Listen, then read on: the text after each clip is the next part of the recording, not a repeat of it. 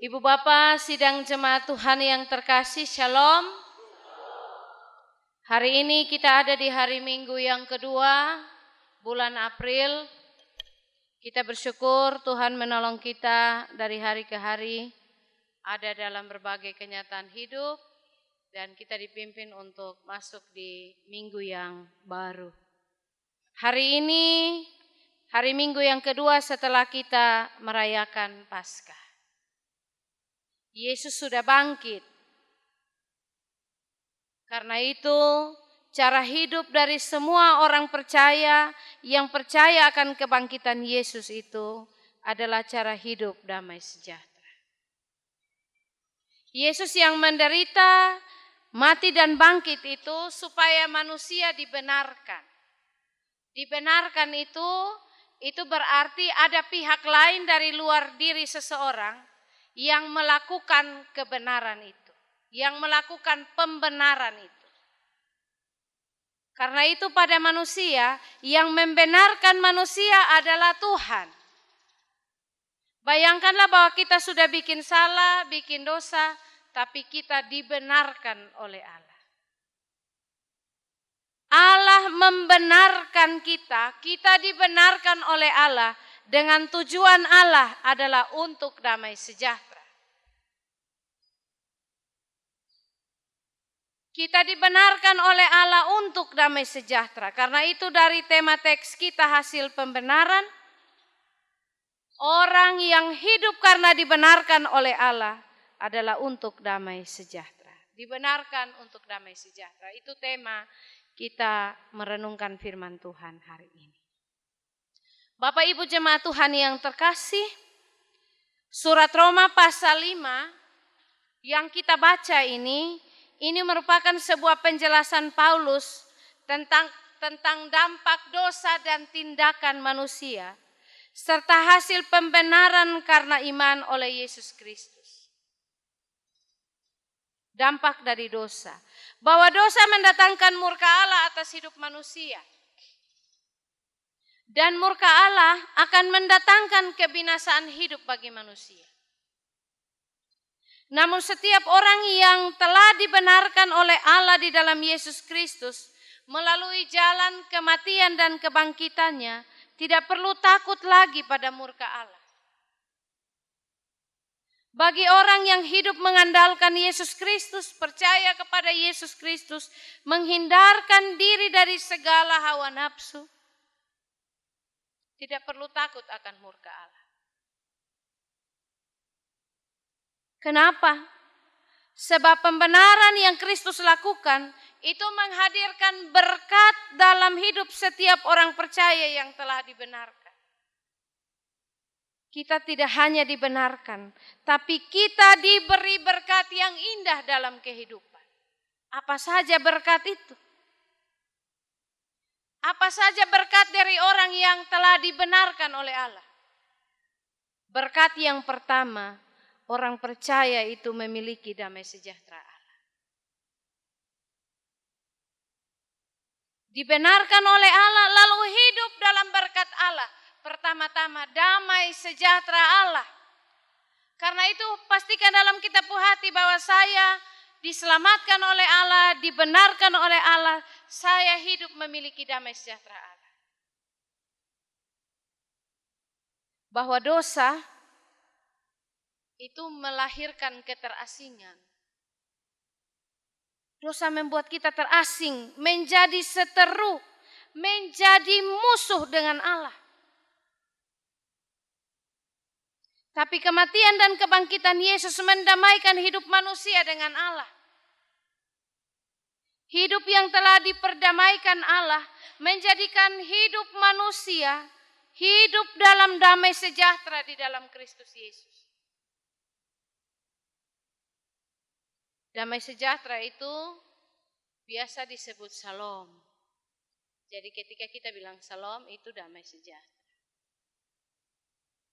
Damai sejahtera juga bisa disebut Eirene. Shalom dan kata Eirene ini biasa diterjemahkan dalam bahasa Indonesia itu rasa aman, rasa sukacita, penuh ketenangan, kelimpahan, hidup tanpa konflik atau perang. Suasana hidup ini dianugerahkan Allah di dalam kematian dan kebangkitan Yesus Kristus. Dengan demikian, Kristus adalah sumber damai sejahtera. Di luar Kristus tidak ada damai sejahtera dan hidup akan binasa. Jangan sekali-kali mundur dari kehidupan panggung kehidupan Yesus Kristus. Hidup bersama Yesus Kristus, karena hidup akan binasa. Itu berkat yang pertama, orang percaya memiliki damai sejahtera Allah. Berkat yang kedua, orang percaya beroleh jalan masuk kepada Allah. Kalau kita yang melakukan kesalahan kepada seseorang, lalu seseorang itu datang dan dia bilang, saya tidak marah kamu, mari kok kita berdamai. Sebenarnya itu membuka jalan bagi kita untuk kita berkomunikasi kembali secara normal dengan dia. Demikian pula Allah. Orang yang percaya kepada Allah dalam Yesus, yang dibenarkan oleh Allah, beroleh jalan masuk kepada Allah. Pendamaian Allah dalam Yesus Kristus itu membuka jalan masuk bagi manusia untuk datang pada Allah.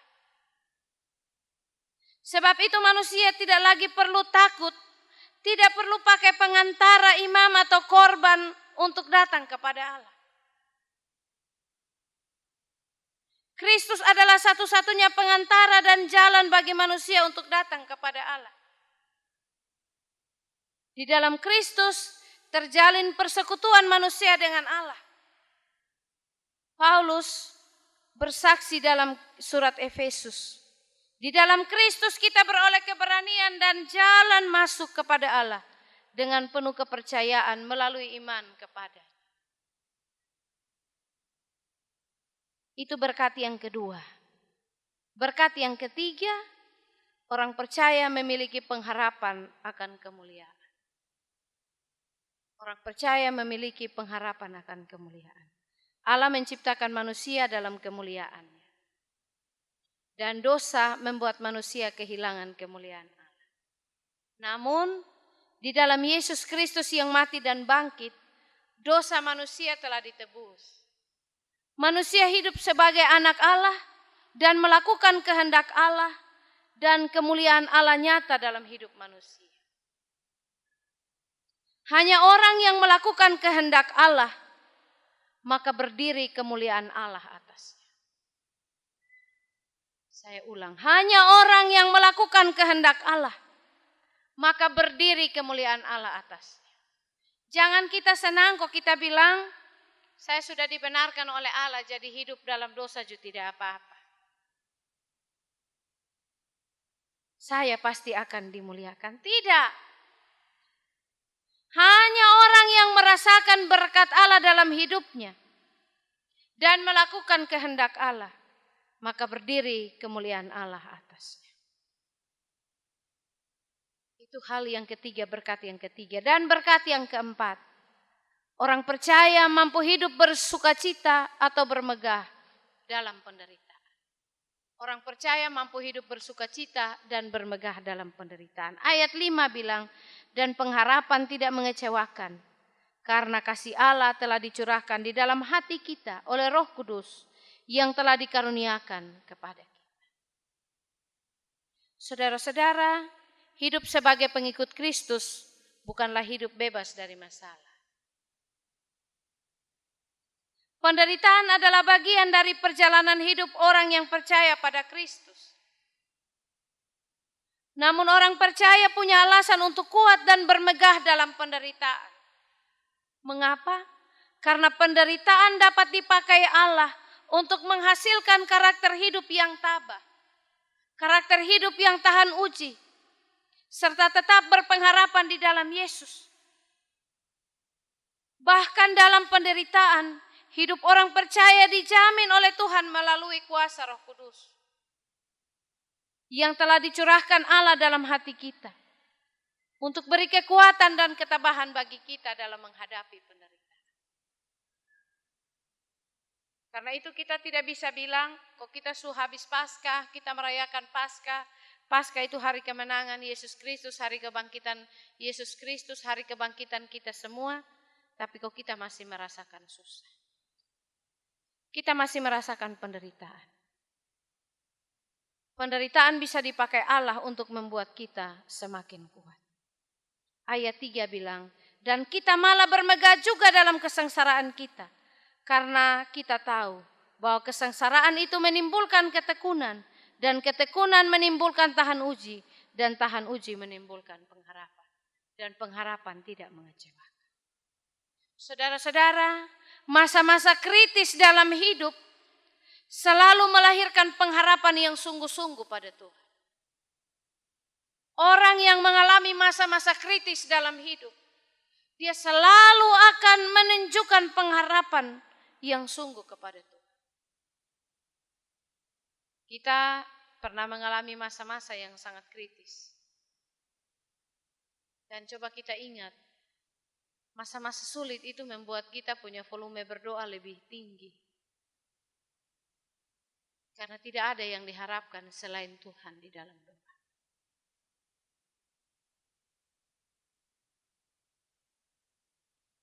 Saudara-saudara, ada 2 peranan penting Roh Kudus dalam kehidupan orang percaya. Dari bacaan yang kita baca ini, yang pertama, Roh Kudus selalu mengoreksi, mengarahkan dan membimbing kita kepada suatu tindakan etis yang dikehendaki Allah. Roh Kudus mendorong kita untuk mengasihi, untuk berbuat baik dan rela berkorban bagi sesama. Dan yang kedua, kita dimampukan untuk menghadapi berbagai tantangan dan cobaan hidup. Bahkan Roh Kudus membantu kita dalam kelemahan kita dan berdoa menyampaikan permohonan kita kepada Tuhan dengan keluhan-keluhan yang tidak terucap. Ada tantangan dan penderitaan yang membuat kita tidak bisa berkata apa-apa. Kita hanya bisa diam. Ingat bahwa ketika kita diam itu sebenarnya Roh Kudus sedang menyampaikan apa yang kita butuhkan kepada Allah. Roh Kudus itu mengoreksi kita. Mengarahkan kita. Orang Kristen yang bertanggung jawab atas imannya mesti menyadari bahwa pada dirinya ada peranan kuasa Roh Kudus yang mengendalikan seluruh kehidupannya seturut kehendak Allah. Ingat bahwa kita hidup ini Roh Kudus mengendalikan seluruh kedagingan kita. Roh Kudus mengendalikan perilaku kita dari yang buruk kepada yang baik.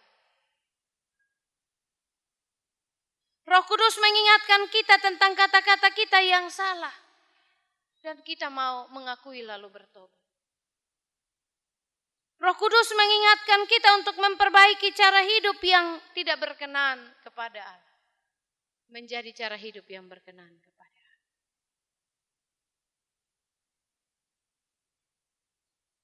Itu berkat yang keempat dan berkat yang kelima. Orang percaya diselamatkan dari murka Allah yang kekal. Ayat yang ke-9 bilang, lebih-lebih karena kita sekarang telah dibenarkan oleh darahnya, kita pasti akan diselamatkan dari murka Allah. Bapak, Ibu, saudara-saudara yang kekasih. Setiap orang yang percaya kepada Yesus Kristus sebagai Tuhan dan Juru Selamat, diselamatkan dari murka atau penghakiman Allah yang akan datang. Saat Kristus datang kembali, orang percaya akan menerima kemuliaan sebagai umat tebusan Allah. Orang percaya akan berjumpa dengan Allah dan hidup dalam persekutuan kekal bersama Allah di sorga.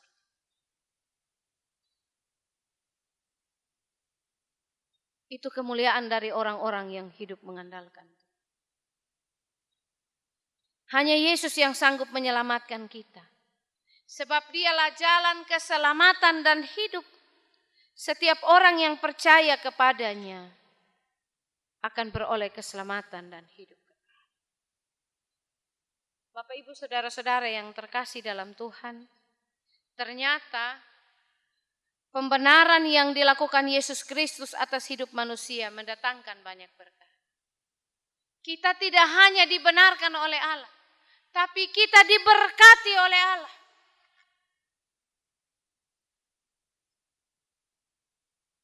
Sekali lagi, kita tidak hanya dibenarkan oleh Allah, tidak dianggap salah oleh Allah. Tapi kita dibenarkan oleh Allah, lalu kita diberkati oleh Allah. Dengan demikian, sebagai orang yang telah dibenarkan oleh Yesus Kristus, kita dipanggil untuk belajar beberapa hal. Untuk melakukan beberapa hal. Hal yang pertama, jangan lagi hidup dalam dosa. Kalau kita biasa bikin salah, orang tua kasih maaf kita, nanti dong kasih peringatan. Jangan ulang lagi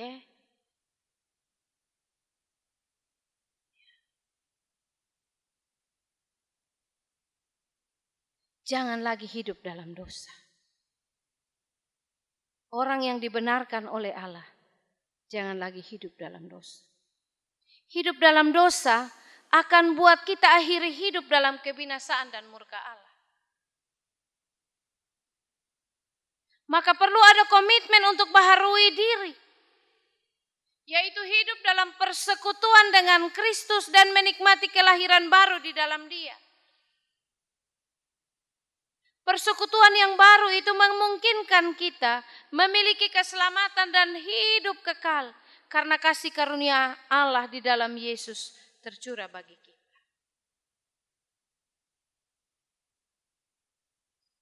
Itu tugas orang yang telah dibenarkan oleh Allah. Yang pertama. Yang kedua, jadilah orang-orang yang membawa damai sejahtera.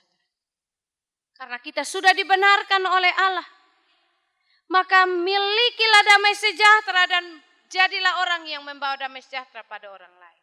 Jangan jadi orang yang membawa perpecahan, perseteruan, permusuhan.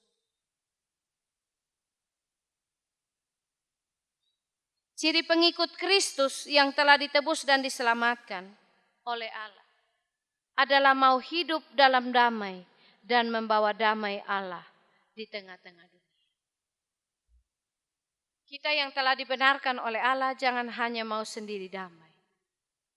Tapi damai itu harus kita bagi dengan orang lain. Damai sejahtera yang Allah hadirkan tidak pernah dimaksudkan hanya untuk diri sendiri, tapi juga untuk orang lain. Kita dibenarkan oleh Yesus Kristus untuk pekerjaan menghadirkan damai sejahtera di tengah-tengah dunia ini. Saya ulang, kita dibenarkan oleh Yesus Kristus untuk hadirkan damai sejahtera di tengah-tengah dunia ini. Karena itu tugas orang percaya adalah hadirkan damai sejahtera itu mulai dari dalam rumah tangga, lingkungan di mana kita ada, bahkan dunia kerja kita masing-masing. Kita dapat hadirkan damai sejahtera Allah dengan cara mempraktekkan kasih Kristus dalam kehidupan, membangun hubungan dengan sesama. Contohnya, hidup tanpa iri hati, hidup tanpa rasa benci dan dendam, hidup dengan saling menolong dan menopang, menghargai dan menaruh rasa hormat satu terhadap yang lain. Karakter hidup yang demikian membuat orang menemukan damai sejahtera Kristus dalam diri kita. Dan itu menjadi daya tarik orang yang datang dan percaya kepada Kristus sumber damai sejahtera. Itu tugas yang kedua. Bahwa kita menjadi orang-orang yang membawa damai sejahtera karena telah menerima damai sejahtera. Dan tugas yang ketiga dari orang yang dibenarkan untuk damai sejahtera adalah teguh beriman pada Yesus Kristus, sumber keselamatan dan hidup. Percaya sungguh-sungguh dan teguh di dalam segala kesukaran hidup. Iman pada Yesus Kristus tidak bebas dari penderitaan. Hidup beriman pada Yesus juga masih ada masalah. Namun kita yang telah dibenarkan oleh Yesus Kristus dalam kematian dan kebangkitannya, jangan mundur dalam iman kepada Yesus. Pembenaran oleh Allah membuat kita bisa menjalani hidup dengan damai sejahtera, sesukar apapun kehidupan yang kita alami. Saya ulang, pembenaran oleh Allah akan membuat kita bisa menjalani hidup dengan damai sejahtera, sesukar apapun kehidupan kita. Pengalaman hidup dan penderitaan adalah pengalaman untuk lebih tabah. Pengalaman untuk lebih taat, tekun dan tahan uji, serta tetap berpengharapan dalam Kristus. Bahkan kita boleh bermegah dalam derita, karena Kristus memberi bagi kita kemenangan iman yang akan dinyatakan Kristus kelak, dan kita akan menikmati kemuliaan sebagai anak. Bapak, Ibu, saudara-saudari yang terkasih, pengikut Kristus yang sejati adalah orang yang siap sedia pikul salib. Menerima tantangan, bahkan tantangan yang selalu baru dan hebat. Selama hayat di kandung badan, orang yang menyebut dirinya pengikut Kristus yang sejati siap memikul salib. Bukan hanya ikut Yesus di hari Minggu, bukan hanya ikut Yesus di hari-hari ibadah, tapi ikut Yesus sepanjang hayat di kandung badan. Kristus sudah menebus kita dengan darahnya. Kematiannya disalib dan kebangkitannya dari antara orang mati. Itu harga yang dibayar oleh Kristus untuk kita dilahirkan kembali. Dia yang tidak berutang kepada siapapun, namun dia membayar utang tebusan itu bagi mereka yang berutang.